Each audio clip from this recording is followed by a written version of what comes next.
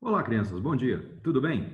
Professor Afonso, de Física A do curso Gaia, com vocês de novo, juntos, para a gente hoje falar do assunto que está na aula 23, que vai tratar de dois tópicos, impulso e quantidade de movimento. Esses dois tópicos eles são muito importantes na mecânica porque eles estão bem relacionados com energia. Então, a gente vai ter basicamente essa aula aqui para falar da parte mais pura deles em si, e depois a gente vai entrar mesmo na parte que relaciona com a energia como um todo. Então, sem demorar, bora lá, pega o material e vamos ver. Imagine você o seguinte, que a gente tenha um jogador que vai dar um pé, vai chutar uma bola. Ou a gente tem um asteroide que pode se chocar com a Terra. Isso não é muito legal de pensar, mas pode acontecer. Quando a gente fala de quantidade de movimento, que eu represento pela letra Q maiúscula, eu estou relacionando quem? Massa do corpo com a sua velocidade. Então, a quantidade de movimento, esse Qzão, esse Q maiúsculo, ele vai trabalhar a massa e a velocidade do corpo. A quantidade de movimento é uma grandeza vetorial, então você não pode esquecer que além de valor, ela tem direção e sentido. Então a forma vetorial tem aquela flechinha em cima que você está habituado, e a forma escalar, só vou me interessar ali com as grandezas, sem precisar pôr a flechinha. Mas o que é importante a gente saber desses caras? Que a massa tem que estar em quilogramas e a velocidade tem que estar em metros por segundo, tá? Bom, então, por causa disso, a quantidade de movimento vai ser medida em quilogramas vezes metro por segundo. Essa unidade não tem ninguém ali para ser homenageado, Newton, Einstein, Joule, Pascal. É quilogramas vezes metro por segundo mesmo. Aqui, só deixa eu contar uma coisa para vocês. Como a quantidade de movimento é uma grandeza vetorial, ela sempre vai ter a mesma direção e sentido da velocidade. Então, se a velocidade do corpo é horizontal e para a direita, a quantidade de movimento também é horizontal e para a direita, tá? Vai ter a mesma direção e sentido. O módulo você calcula fazendo massa vezes velocidade. Aqui um exemplo da quantidade de movimento, né, que é o chamado pêndulo de Newton. Você está acostumadinho, já viu isso, daí é muito famoso, aparece em tudo que é lugar. E esse pêndulozinho de Newton, o que acontece com ele? Ele mostra para você que você transfere a quantidade de movimento da primeira bolinha para a última. Então ela chega com uma velocidade, aquela massa chega com uma velocidade, no outro lado você vai ter a mesma massa, ou seja, uma bolinha saindo com a mesma velocidade. Se eu erguesse duas bolinhas desse lado, lá no final eu ia erguer as duas também. Então você tem essa relação entre massa e velocidade bem certinha, bem destacada. Quantidade de movimento já foi várias vezes perguntado em vestibular relacionando com o pêndulo de Newton. Bom, já que a gente está falando de quantidade de movimento, a gente tem que falar de colisões. Colisões, eles são responsáveis por quase, né, todos os fenômenos, todas as batidas, todas as, né, as bordoadas que existem. Então, quase tudo que a gente tem de informação hoje, na formação do universo, da natureza, a gente aprende com as colisões. Por isso que nós temos os aceleradores de partículas que ficam lá chocando partículas atômicas umas com as outras, né? Você tem o CERN, o Fermilab, o SLAC, depois o LHC. Esses caras, eles estão chocando partículas atômicas para entender o que aconteceu no Big Bang. Então, gente, esse termo de colisões ele é muito importante, né? Porque a gente consegue entender todas as forças da natureza estudando essas colisões. Então, fica esperto com esses termos. Colisões e acelerador de partículas, tá? Aqui um exemplo de uma colisão. Então, você tem os raios cósmicos, né, que são núcleos de enxofre, se chocando com outros núcleos, liberando as subpartículas chamadas de pions. Então, pela quantidade de partículas, pela energia liberada, você consegue determinar, né, como que pode ter sido a origem do universo, datas, quantidade de matéria, cara, muitas coisas. Aqui um exemplo para vocês, né, do laboratório chamado LHC, Large Hadron Collider, que fica embaixo da França com a Suíça. Então ele tem 27 quilômetros de diâmetro, tem os detectores, ele é um tubo circular onde as partículas são aceleradas, aceleradas, aceleradas, aceleradas, como se fosse uma pista de corrida, né? Então, esse aí é um exemplo muito legal e é bem citado. Se você tiver um tempinho, procure ler sobre esse LHC, porque é muito importante. Aqui uma vista aérea, né, um Google ali, para a gente ter uma noção de onde que fica. Então, você tem as fronteiras ali e você tem a localização dele. E agora nós vamos falar de impulso. O que é o impulso? O impulso é quando você faz uma força num corpo durante um tempo. Mas eu não vou falar disso ainda. Eu quero falar de impulso como variação da quantidade de movimento. Como assim, Afonso? Se uma pessoa está andando na rua e você empurra ela, ela tinha uma massa e uma velocidade. Quando você empurrou, a velocidade dela vai mudar.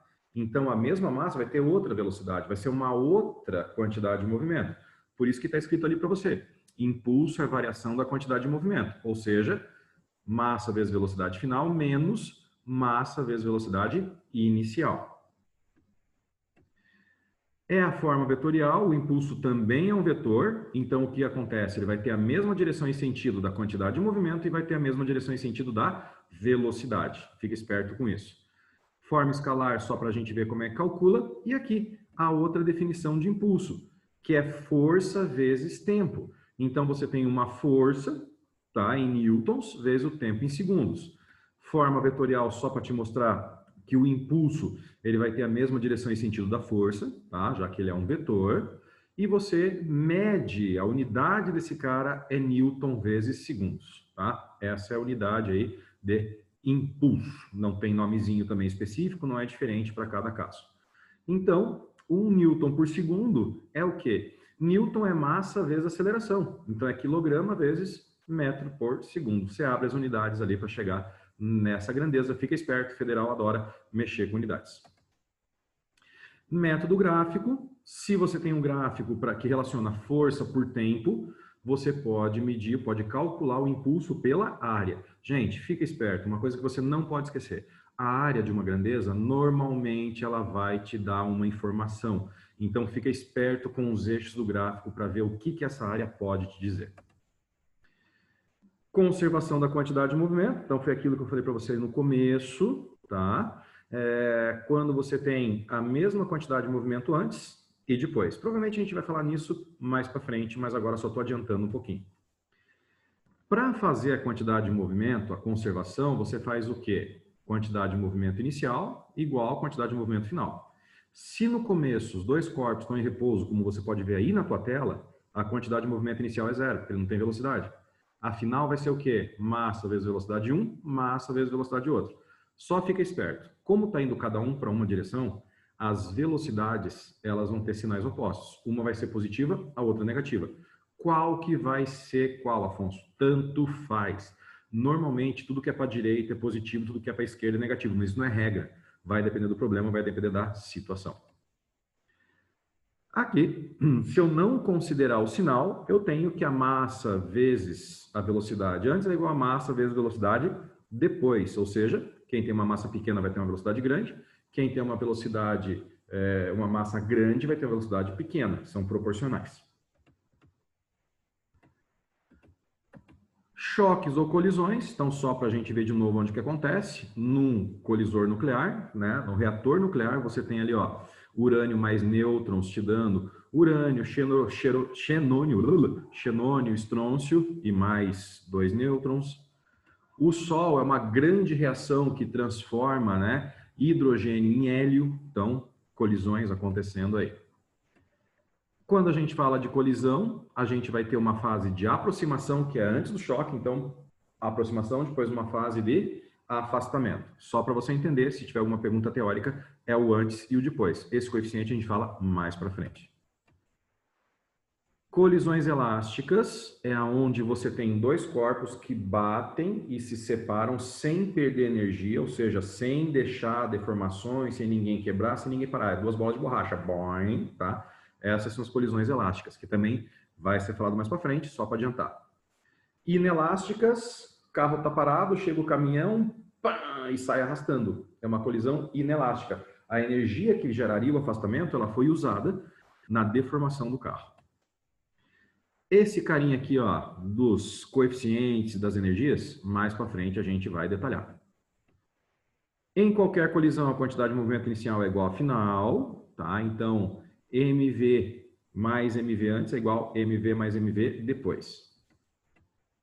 Nas inelásticas, eles saem juntos. Então, repare que o depois do igual fica ma mais mb vezes um v só, porque o v é o mesmo para os dois. Olha um exemplozinho. Dois veículos, né, na situação abaixo, os veículos colidem inelasticamente. Determine a velocidade do conjunto após a colisão. Depois, então eles vão sair juntos. Olha ali, ó, massa vezes velocidade antes para cada um e massa vezes massa de um mais massa do outro vezes velocidade depois. Como eles saem juntos, substitui as massas, está embaixo de cada carinha. Repare que a velocidade do caminhão é negativa, né? Se a do carro é positiva, a do caminhão é negativa. Podia ser o contrário, a gente que quis deixar desse jeito. Você vai fazer a continha bonitinha e você vai ter uma velocidade de menos 14,3. Quer dizer o quê? Que está indo para a esquerda, para o lado do caminhão. Claro, o caminhão bateu no carro, ele que vai carregar o carro. Então, é assim que você vai fazer sempre, tá? E é isso aí. Dá uma olhadinha nos exercícios, qualquer coisa, grita nos atendimentos, corre aí pra gente trocar uma ideia. Tamo junto. A gente se fala. Até a próxima para vocês. Beijo. Tchau, gente. Fui. Agora, vamos parar de gravar, porque eu nunca consigo.